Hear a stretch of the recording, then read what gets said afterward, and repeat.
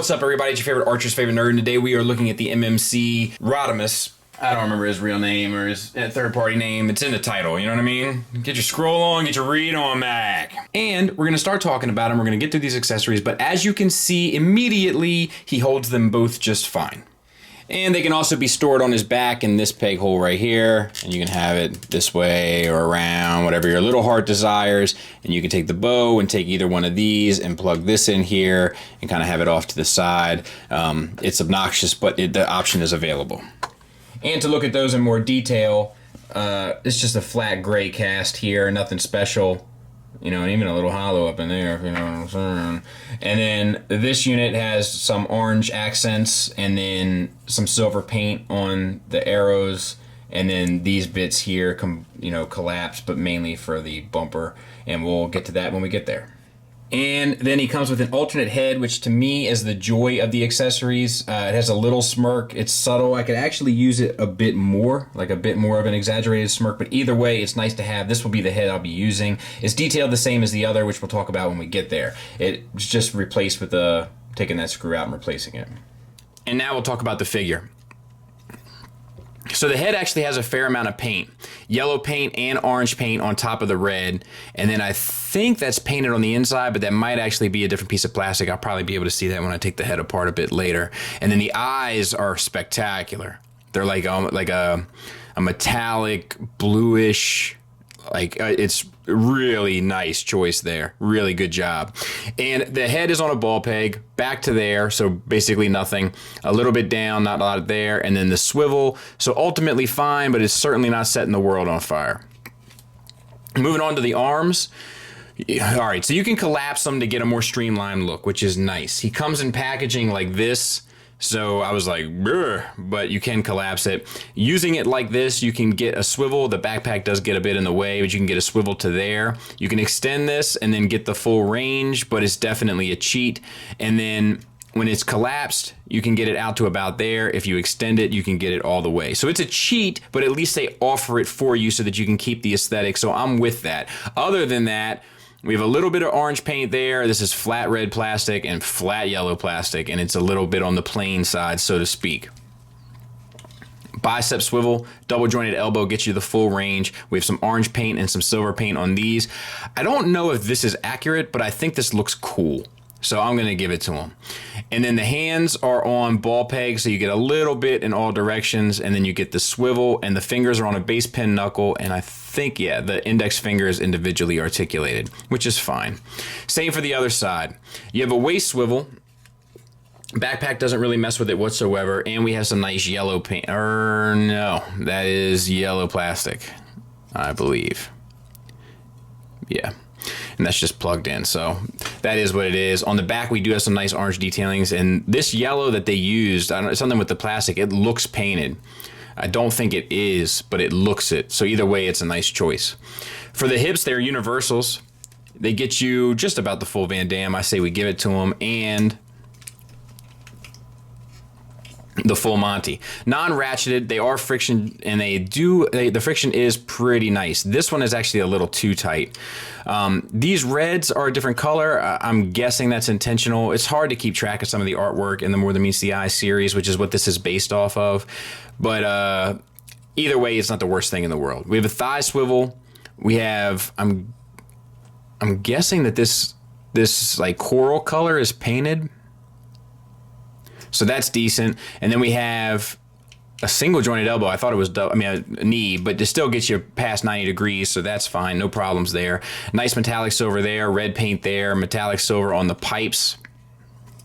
So all that looks good. And then the feet, you get an ankle tilt up, an ankle tilt down, and a bit of a rocker. I wish you could get more of a rocker. The only thing that's stopping it is this. If there was a hinge here, that would have gotten you more of a rocker, and that would have been great. So outside of that, it's not bad. The back cleans up fairly well, so not a bad offering, but nothing really stellar about it either. It just sort of works. It shows up for work and it does its job, if you know what I'm saying. Let's get him transformed. So the arms fold back onto themselves using the double jointed elbow to collapse there, and then you need to untab them and bring them down, and then collapse the shoulder back up. So I'll show it again on this side. Untab, bring it down, spin the shoulder back up and collapse, and then they'll peg back into the backpack with little to no fuss.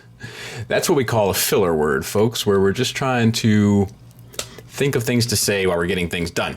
Okay, and then we can take this piece out and extend it, which will allow you to move the head down, straighten it out, and you want to move this piece up, and this will snap into place with that peg there.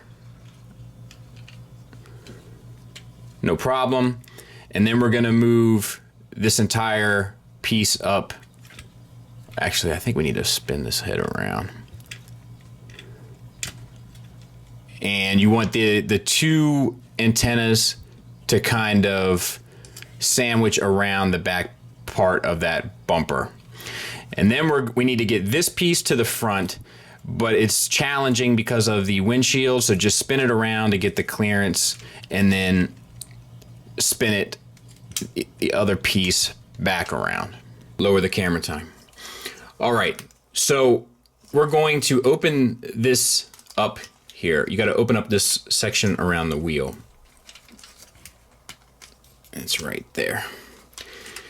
And you want to, this ankle, I should have gone over this in articulation. It slides. It slides back and it slides forward, and it's not the best toleranced, at least on mine. But for this, you want to make sure it's slid forward so that that foot heel, or heel spur rather, will hide up in there. It's already set on this one, so we'll do that as well.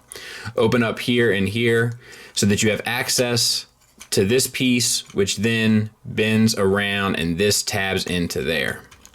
And then these two pieces collapse. And we'll do that again. And then these two pieces collapse. And then on this side, make sure these are out here. You want to close this up and then push this down, and all that should line up fairly well. That's their logo there. I hadn't noticed that before. Like, usually I'm a little, we've seen DX9 do this before where they kind of, tag their product, and I usually find it tasteless, but that's done in a pretty classy way. I'll give them credit for that. All right, so then we want to slide this forward and pray that we can get it all the way in, so to speak. And I may not be able to do so on camera, but I am going to try nonetheless. And I'm not a big fan of sliding joints generally, but I think that's pretty good. All right, so that's that. And then we can arm it up. You can put your little gun on top, and then you can take this and kind of form the front bumper by tabbing this into those two ports there and kind of forming that around. And I did want to see if it was, real quick, we'll just do this real quick.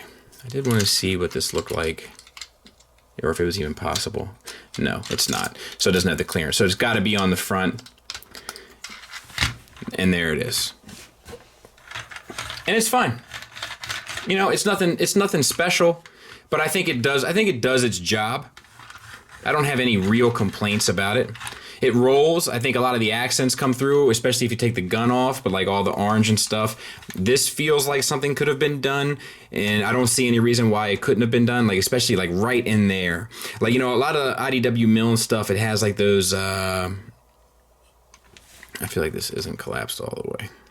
Maybe, but I feel like a lot of the mill and stuff has like the energy stuff throughout, and I feel like they could have brought that to life a little bit. They definitely aren't applying the spare no expense sort of mentality anymore, but I think all in all it's pretty decent, and I do like the transformation. I think it's fun, and I think it's enjoyable, and I think it's unique. Something we haven't quite seen before. Tiger tracks, so pretty decent size as well. So yeah, pretty good. I like the blue or greenish blue tinted windshield. Yeah, pretty good job. Pretty good job, I must admit. I'm not sure, like, they rarely turn into alt modes in IDW anymore, or if ever, really. But, so I'm not exactly sure what he's supposed to look like, but at the very least, this feels like it's in the spirit to me. So I don't have any real complaints. I think they did a decent job. Here's a quick size comparison with SXS Blur, MMC Cyclonus, and Make Toys Swerve. Just if you were thinking about, an IDW shelf, which we're going to take a look at mine today instead of a skit. I like to sometimes do kind of shelf displays so you guys can see kind of the shelves that I'm building and see how some of these releases fit into that. And also, I don't have an idea for a skit. So look, it's a little bit of column A, it's a little bit of column B. You know what I mean? So this is the IDW shelf that I'm kind of building. This is the More Than Meets the Eye / hodgepodge shelf here. And as you can see, it looks good with the rest of the cast. I haven't really made up my mind what I'm doing with all this stuff quite yet, but I don't know. It's there. There's my record shelf. I'm just not sure. Maybe a discussion for another time. That's going to be a diorama, though. What? Final thoughts-wise, let's talk about the bad. The two biggest faults for this guy are the sculpt, which just isn't 100% on with the IDW. Something is off. I don't know what it is. I don't know if it's that the arms are too long to the torso. I don't know if the torso is off to the legs. I don't know what it is, but something is off in just the way it presents. Doesn't mean you can't get them posed and look cool. You definitely can.